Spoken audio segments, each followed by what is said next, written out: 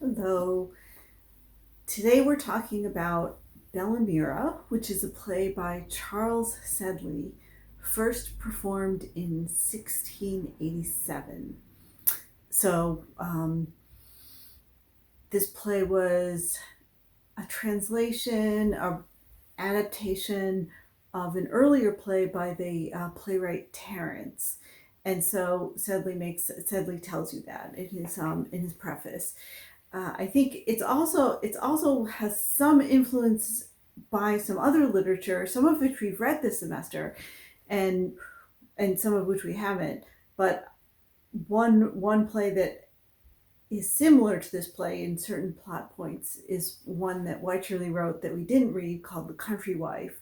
And in The Country Wife, there's a man who's a rake, and he pretends to be a eunuch as a way of seducing women. And he seduces these married ladies, and their husbands don't worry about leaving their wives alone with him. And then because he puts out a rumor that he's been rendered impotent by getting a venereal disease, and then the cure for the venereal disease rendered him impotent, which was actually medically highly possible. And the cures for venereal disease were pretty rough at this time. So, um, so there's definitely some influence by that play, and with the echoing of the theme of the eunuch, which was not something, in lots of plays in the 17th century. So I think there is some relationship to The Country Wife. There's also some relationship to The Rover, in that the character of Bellamira is really reminiscent of Angelica Bianca. And so I'll be talking about that. I also think it bears some relationship to Orinoco. Of course, it came before Orinoco. Orinoco wasn't published till 1688, but I think there are some similarities worth considering with Orinoco. So first, I'm going to go over the characters, because this is a very complicated play, and there's lots of different plots, and there's lots of different characters, and so I thought it'd be worth talking about them, just so you have it straight in your mind.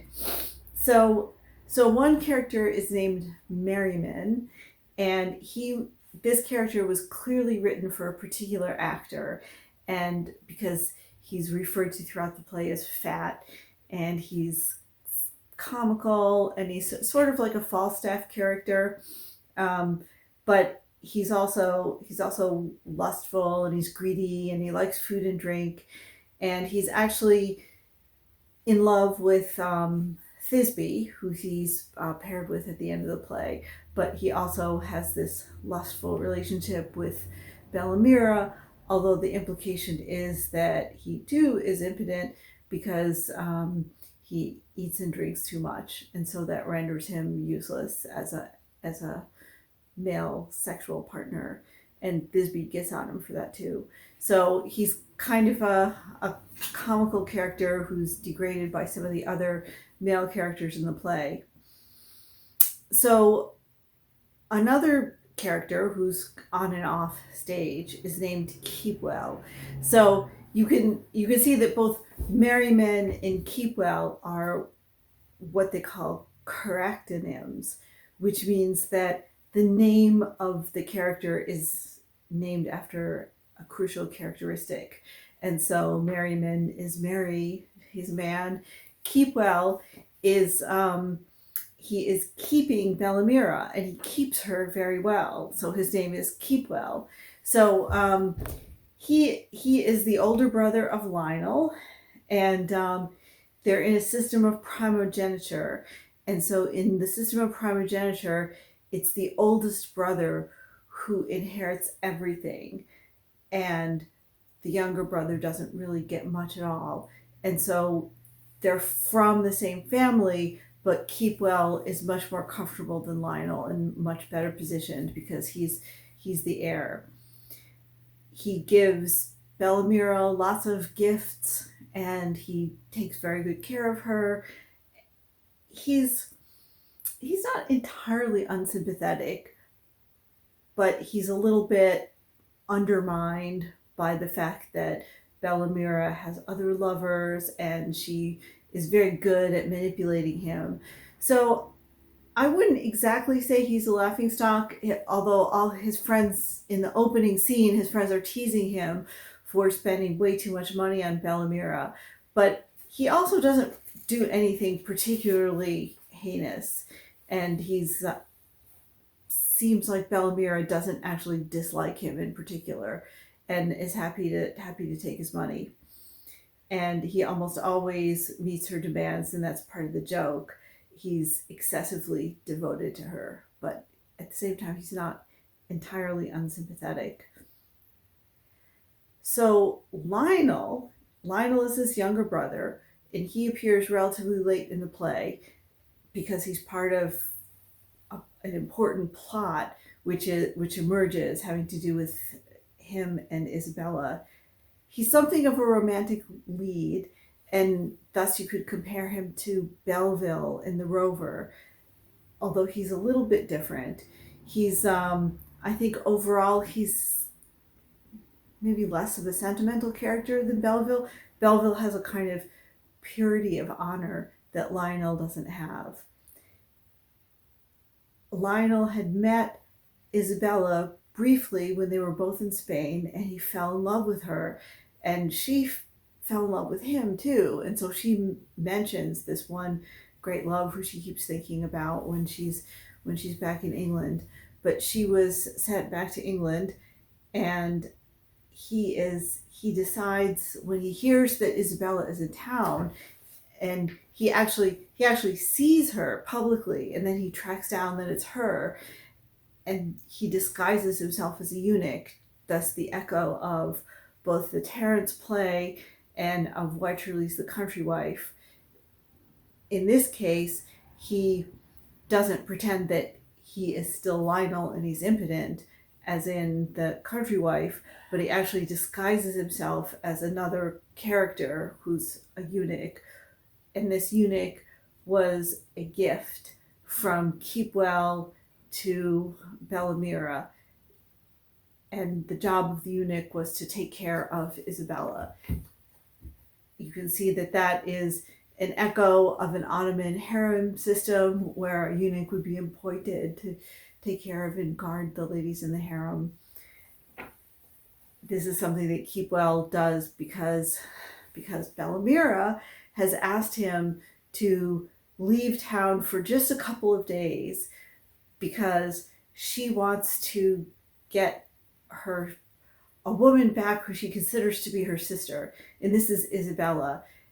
Bellamira and Isabella were raised together in Jamaica by Bellamira's mother, and Isabella, well, I'll get to her later. I'm going to go through the men first, and then I'll turn to the women. So Cunningham, we don't really get to know a whole lot about him, but I think Cunningham and Merriman are a comic duo on stage.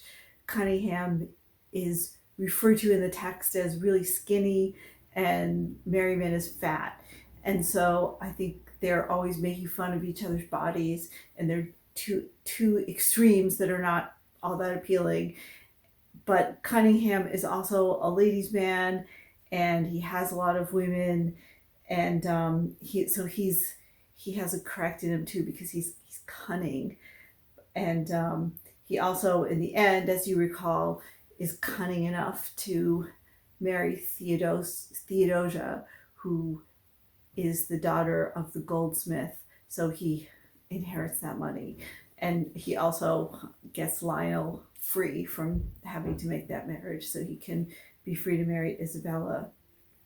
He's not one of the major characters, but he has certain important plot work to do.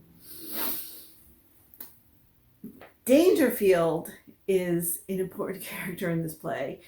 Possibly he's a satire of cavalier masculinity. So he embodies Hobbes's vainglory. He's always talking about his military conquests and all of the gifts that were given to him by great leaders for his bravery and courage. But it turns out, of course, that he's really a total coward. So he's an important character too, though, because he's the one who ended up purchasing Isabella. So he purchased her and has brought her back with him to London. And Bellamira is going to try to get Isabel from Dangerfield. And so she makes this deal for Keepwell to go away for a while so she can give Dangerfield 2 days of her time and attention, and in exchange for Isabella, who's her long lost sort of sister. And she is also, Bellamira is also interested in finding out Isabella's true identity so she can restore her to her family. By the way, vainglory is a very popular object of satire in the comedy of this period. It's I think that's worth thinking about. Dangerfield has a servant named Smoothly, servant slash companion, and Smoothly's job is to be smooth and to flatter Dangerfield. And Smoothly has, interestingly, a backstory, which is that he was born into a genteel family and then somehow lost his fortune. He doesn't tell us how. And now he is forced to work for Dangerfield. He's a hanger-on, he's part of his entourage, but he makes his living flattering him and echoing his vainglory. And to himself, he's rolling his eyes and he trashes into the other characters, but his job is to be obsequious. So it's part of Dangerfield's vainglory that he has a person like that following him around. A very minor character, but also important to the plot, is the real eunuch, Pisquill, who's an actual eunuch and is a gift to Bellamira from Keepwell. Okay, now the ladies. That's the men. Bellamira, as mentioned before, might productively be compared to Angelica Bianca because she is a courtesan. She's a very elite courtesan, and her lovers are wealthy men. She has one main lover, which is Keepwell, who keeps her very well, and she has a lot of clothes and a lot of jewelry and a beautiful house. So she's doing well. She does seem to have other relationships, but she's mostly been supported by Keepwell. She also has an interesting backstory, which is that her father was a merchant who went out of business. He went broke. And her mother escaped to Jamaica to avoid debt. And so Bellamira was raised in Jamaica, and Isabella was given to Bellamira's mother by one of her lovers, and they were raised together as sisters, which is why Bellamira is so attached to her. But she was actually a gift to the mother. So she returns to London in this play where she finds men to support her. Isabella, as mentioned, was given as a gift to Bellamira's mother by one of her lovers. Originally, Isabella was an English girl in, I think, Devonshire. I can't remember exactly where, but she was stolen out of England by kidnappers and sold into slavery. So she is taken away from her home. Her parents are dead, but we do know that she has a brother, and that will become important later in the play. So Bellamira's mother sold Isabella to an uncle to pay off her own debts. And then the uncle traveled to Spain, and that's where the uncle met Dangerfield and sold Isabella to Dangerfield. Isabella has promised to have sex with Dangerfield if Dangerfield will return Isabella to him. And Isabella is indeed delivered to Bellamira in this play, and when she receives the gift of the eunuch, then the eunuch is sent to take care of Isabella. But of course, the eunuch isn't the eunuch because Lionel has cleverly traded places with the eunuch and gotten into Bellamira's house. And there's actually another gift too, which I think is important really thematically, even if it's not really that important to the plot of the play, which is there's also a black slave woman who is a gift. So there are two gifts to Bellamira, a black woman and a eunuch. So essentially there are three enslaved people in this play: the black woman, the eunuch, and Isabella. The eunuch is also bought and sold, so we can assume that he is a slave. A lot of, well, the eunuchs in the Ottoman Empire were technically slaves, and even if they often lived very well and reached high levels of influence in the government, they were still, many of them, slaves. So Bellamira insists that Isabella's enslavement, however, is unjust because she claims that Isabella is a freeborn Englishwoman. So even though Dangerfield, in fact, paid for her, that she should not be enslaved because she was captured unjustly into slavery. So this is where I'm making the connection to Orinoco, even though Orinoco comes later, of course. Orinoco is also taken unjustly into slavery. So there is this interesting theme, and Orinoco comes out a year after this play, of not really anti-slavery, but objection to people taken into slavery in an unjust way.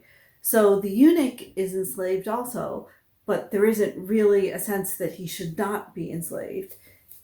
And this distinction does go back to what we talked about recently, and about how there was a fear in England, and Michael Guesco talks about this in his book, that there was a fear among English people of themselves being enslaved. So here you have slavery as not an exotic thing, but as something that English people themselves could be subject to. At the end of the play, Isabella's marriage essentially nullifies any of Dangerfield's claims to her as his property. And so that is taken off the table. There might be a case that could be made that Bellamira herself is part of this theme of people not entirely owning herself, because she is a sex worker, and you could say that she's bought and sold. However, the character herself is highly self-possessed, and she clearly is not owned by Keepwell. Even if he keeps her well, she's pretty independent, and she manipulates all the other characters, and she has that funny scene where she dresses like a highway robber and terrifies Dangerfield. And so she really operates pretty independently, I think, and does not seem to be actually owned by anyone. Although there is, you could say that she's made into property by Keepwell. About the slave trade itself, as we've discussed before in this class, there was an active slave trade going on at this time, and you actually see it peeking out in this play in this prominence of people owned by other people in the play. Like the central plot of the play revolves around a character who is enslaved, who comes out of Jamaica. So there's there's a lot of recognition of this trade that England is now getting into. So okay, so I'm going to step back and just tell you a little bit about Charles Sedley, who was the author, and that might help in how we interpret the play. Sedley was part of Charles II's court. He was a rake. He was really wild. He was particularly rakish. There are all kinds of scandalous stories about him. And yet, later, he parted company with the Stuarts and he actually became a Whig. And it's disputed why he did this. We don't actually know why people would change their political opinions. But his biographer actually argues that the reason he became a Whig was he fell out with the Stuarts when James II seduced his daughter, which he actually did, and his daughter, named Catherine Sedley, became a long-standing mistress of James II. And she, maybe a little bit like Bellamira, she did very well. She got a lot of money. He eventually set her up in a marriage in Ireland, so she did have to leave the country, but she ended up as having a pretty comfortable life. But Sedley's biographer anyway believes that this made Sedley himself really angry at the Stuarts, and so that he became part of the Whig Party. I think you can see some of that in this play, not necessarily Sedley's personal animosity towards James, whether that's the reason for it or not, but clearly some kind of disillusion with the Stuarts and with the whole Cavalier mentality. I mean, I had mentioned before that Dangerfield, you could maybe think of him as a satire of the Cavalier figure if you think about him in compared to maybe the Rover in like Wilmore, who presumably Wilmore really does have some military accomplishments, but Dangerfield is obsessed with talking about his military accomplishments without really having any. I think also the marriage of Lionel and Isabella is really uncomfortable at the end of the play. It's never quite reconciled that he of course rapes her, and then they're married, and she says, well, you're my husband, so now I can obey you and love you. But there's something about it that still feels a little bit distressing at the end. Whereas compared to the country wife, the man who pretends to be impotent so he gets in with all the other wives is pretty successful and also ultimately pretty harmless, in that all the women who have sex with him really want to have sex with him because they're bored, because their husbands are old and possibly actually impotent, and he never seduces any women who are not married. And so there isn't really any harm that comes of his actions, and he's kind of humiliated himself at the end of the play because he has to admit that he's impotent, even though he's not actually impotent. He has to pretend to be impotent so that the other men don't kill him. But so he loses status in the face of the other men, whereas Lionel actually does seem to have raped her, and there's the scandal because he may have ruined her. It's very upsetting, and at least some of the other women in Bellamira's household are really shocked and horrified by this action. So I think in the end that this play doesn't really give a flattering view of the London elite. Maybe the way the Rover makes them a little more heroic. Just to bring in some points about emotion in Hobbes, I think you can tell in the play that Isabella is valuable and of perhaps some higher birth than she appears, and as she turns out to be, the sister of Eustace, who's in the play, because of her emotional range. So when Dangerfield tries to rape her, she threatens to kill herself. You can very much see her in the Indian Queen or the Indian Emperor. She has these outsized heroic emotions that are part of the social elite.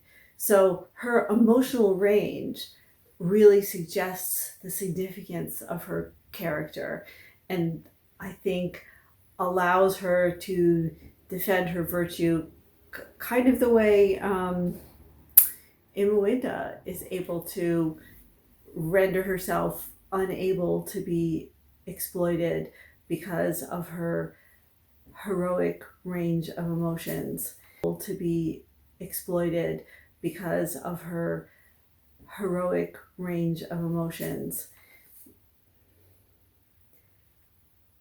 I think Lionel, for all his faults, also has heroic levels of passion. He's just so completely in love with Isabella, and that he is called by the other characters mad, and none of the other men are really in love with women. They want to possess them, but they're not really addled by love the way Lionel is. So he is able to be the partner of Isabella because he has that similar kind of wide range of emotions. Bellamira is actually pretty interesting in this respect because she is a prostitute slash sex worker slash courtesan, whatever you want to call her. She's like Angelica Bianca, and in a lot of ways she has a very cynical point of view. She's sleeping with Keepwell for his money. She isn't in love with him. But at the same time, she actually has this tender spot in her heart for Isabella. And it's really another woman who's the object of her great affection. And she devises this whole scheme in order to find and liberate Isabella. And she doesn't know about the Lionel romance, but she's really interested in having Isabella back in her life. So on the one hand, she can be very cynical and tough, but on the other hand, she really does show this strong affection for another person, and in this case it's another woman, and she doesn't experience romantic love, but she has very powerful sisterly love. So I think that makes her really very interesting because she is not like Angelica Bianca, who kind of gets fooled into thinking that she might be able to have these heroic emotions. Bellamira does not have heroic emotions, but she does have this sisterly affection that drives her. And so I think she's an interesting character in that respect. So Dangerfield, of course, is the embodiment of vainglory and possibly the embodiment of Stuart masculinity, the satire of Stuart masculinity. Maybe I think maybe he is, because he's filled with swagger and he needs to have this person next to him telling him how great he is all the time, and he's really proud of his military exploits, and he also buys and sells slaves, which is, if you think, like, there's some connection there to the Stuarts as well. Another thing perhaps to notice, and this is in some ways where we started, which is that there isn't a particular racialization of slavery, that anyone can be a slave by just being captured. So Isabella is enslaved because she's kidnapped and by some unscrupulous people, and she's sold and sold again and sold a couple of times and has to be rescued by Bellamira. And I think finally there is actually a an African slave in this play. She doesn't say anything, she's just there.